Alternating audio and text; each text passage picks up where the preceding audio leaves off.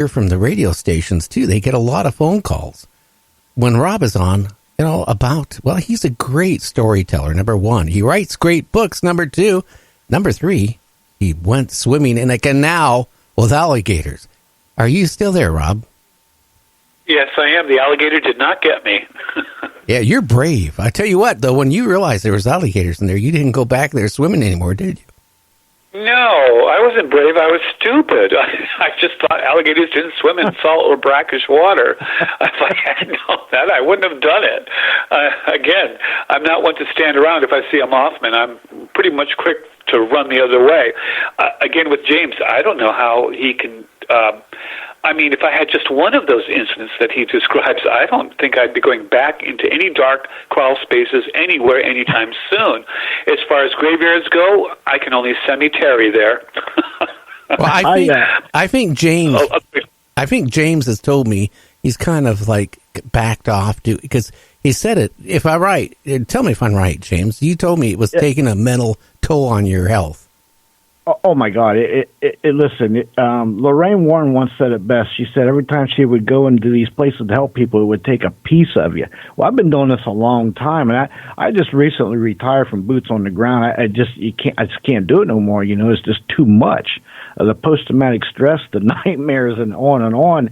But I've been seeing spirits since age 3. I used to play with the little Indian boy every day, but he would never come in the house. And he said he was afraid of the guy in the house. Well, there was a spirit in the house of an old man who was evil, mean. I was 3 years old, and the spirit in the house pushed me down the steps and busted out my front teeth. I mean, he was bad. But, yeah, I've been seeing stuff a long time. Wow. Yeah, that wouldn't throw me to do that or see that. In fact, if I saw that sort of thing in my life as sort of a normal routine, I doubt if I'd go researching it particularly. I think I'd probably want to go the other way.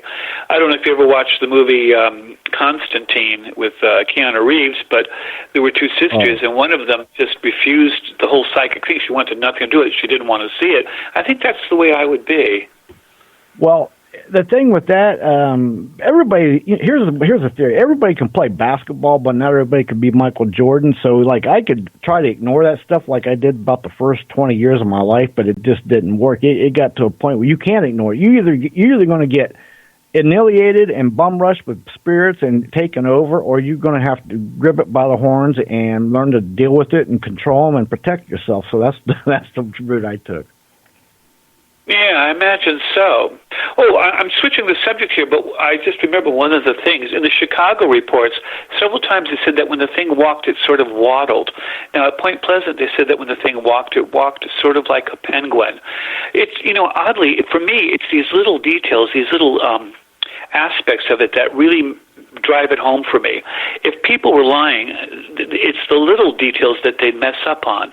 But when people describe these things so much alike, it's such vastly different areas at different times. I mean, Point Pleasant was 1966. The sightings in Chicago didn't start till 2011, and yet they're so amazingly alike, the Point Pleasant ones, that you have to wonder if it isn't true. Either these people have studied long and hard and are lying through their teeth, or they're amazingly, and they'd have to be amazingly good at all the details, or they're telling the truth. I think they're telling the truth in most cases. Yes, some might be hysteria, some might be seeing a stork, but I'll be honest with you. I mean, have you ever seen a stork or a penguin or an owl? They really aren't 6 or 7 feet tall, so how do you mistake that for a Mothman? I mean, sometimes the skeptics' explanations are more bizarre and stupid, I think, than believing that the actual thing was witnessed. Well, I will say one thing. This trucker in his email did say he didn't really notice the legs. He noticed the torso. He noticed the guy, it was tall. But, he doesn't describe anything about legs or any feet or anything like that.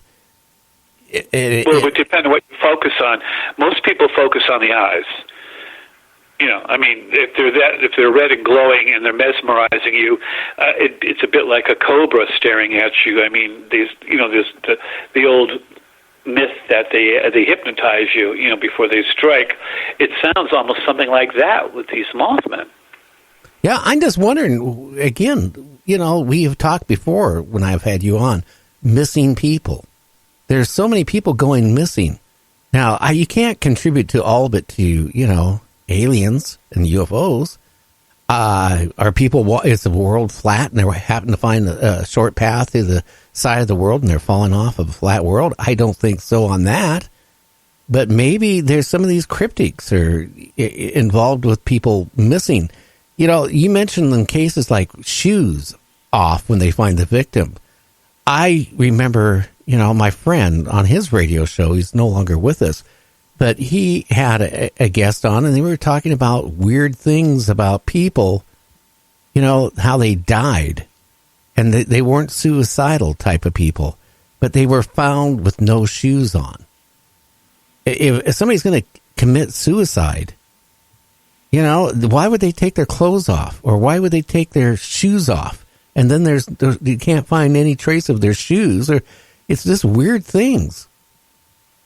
Well, some people, when they commit suicide, like walking to the ocean, will remove all their clothes.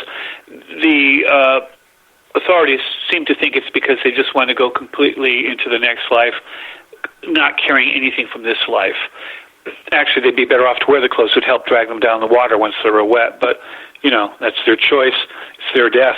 But, no, just to have the shoes missing or some of their clothes missing, that's the weird part. It's almost as if they were too warm or something was going on. And David Paulides talks about this fact that so often this is the case when they are found. And how are they getting from point A to point B so far away in such a quick amount of time when they're children?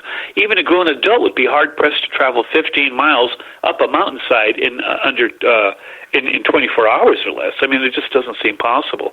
And they can tell how long the person has been dead by doing the autopsy, pretty much. And usually it's of exposure. Or there are some other cases where there seem to be head injuries, but we just, again, there's so much about this world we don't know. We think we know it all, but we've barely begun to really explore the bottom of the oceans. We don't know what's down there. We don't know what creatures are down there to some extent. Again, we're amazed to find out that giant squids actually exist, and maybe the reason we've had legends of sea serpents. Does Loch Ness exist? I mean, the list of cryptids is a very long list. If you ever check it out, there's the Jersey Devil, there's sea serpents, there's Nessie, there's all sorts of creatures. The Chupacabra, there's the Chuchunya too, which is a large hominid, and then of course there's Bigfoot, Sasquatch. There's an awful lot of stuff that people are seeing out there. Everything from giant spiders to swamp creatures and monkey men. And even a Mongolian death worm. So I don't know that one. What's a death worm? What's that one? The Mongolian death worm? Yeah. It's a worm-like animal, quite large, and apparently exists in the Gobi Desert, and it kills people. And the name for it in Mongolian is Algoi or Orgoi Korkoi. And it reminds me so much of the movie. What was the name of the movie series? Tremors. Yep, Tremors. Tremors, yeah. But apparently the Mongolians believe there really is something like that. So, but there's everything from a skunk ape to the Yeti, a Yowie. I mean, Thunderbirds, Mothman, and so it's referred to as cryptozoology. There's a whole bunch of these creatures on land and sea and in air. The Thunderbird, So, and the Jersey Devil does look somewhat like the Mothman, but the head is more horse-like. But it does have the bat wings and the cloven hoofs. Now, the Mothman is supposed to have more like large dog-sized feet, shaped like dog paw prints, sort of, but much deeper and with more extensive claws. So it just depends on who you're talking to. And do remember, when people see these things, they're, as you said, they are in shock. They are amazed. They are out of their own depth. And their initial impressions may be colored by their inability to figure out what the heck it is they're looking at. You always try to relate it to something as I was mentioning. And sometimes there's just nothing you can relate it to. Oh, yeah. Again, to this trucker, it sent me this long email. He thought it was another trucker dressed up in a costume at start. To the thing, kind of like levitated off the ground and flew away. I don't think another trucker has the ability to do that. But could you imagine the shock? I hope not. I hope they don't have that ability. If they do, I hope they share it, because I'd love to be able to levitate and fly. But yes, he would have been in great shock. Has he contacted you any since? I mean, is he still driving that route? Do you know? Or, I got to be honest with you, I got the email from him yesterday. Oh, so you haven't had time. I responded today to him. I'll probably hear something again tomorrow. But this was a very depth. He told me that the trucking company he works with, how long he's been working there, and his military career and all this stuff. And the guy seems very credible. If not, he's really good at telling a story. But again, I could see the stress in the email. That was what he was saying, and he was. I asked him. He did respond to that. I said, "Would you want to come on the show?" And he goes, "I don't want to lose my job." So he's still willing to drive for them. Well, he's a brave man. I'm not so sure I would be. All this stuff seems to happen at night so often, or at very isolated, lonely places. And it does make you wonder if these things are avoiding humanity population centers for that reason. Bigfoot up in the mountains and in places, are they responsible for the disappearances in the national forests or parks, or is it something else? Is it UFOs? Are Bigfoot somehow related to UFOs, as the X-Files showed in one of their TV shows? It's hard to say. We just don't have enough information. But to get back to the Mothman, there always seems to be this recurring theme that people are terribly frightened, and that the visage of the thing is horrible to look upon. That it is truly terrible and ugly. And it's about as close to equating something to evil as one can get. It's a bit like gargoyles that you see on cathedrals in Europe. I mean, there's certainly hideous creatures. Well, I think so, because the guy said, quote unquote, it was uglier than the monster in Jeepers Creepers. Now, while we've been talking, I brought up the picture, a lot of pictures, you can see that creature in Jeepers Creepers. It was darn evil looking, ugly, scary. Mm-hmm. And to see something like that, just off your, windshield, like 10, 20 feet, that would be terrifying. You think? I think know. It would be. And of course, we do see it through preconceived notions.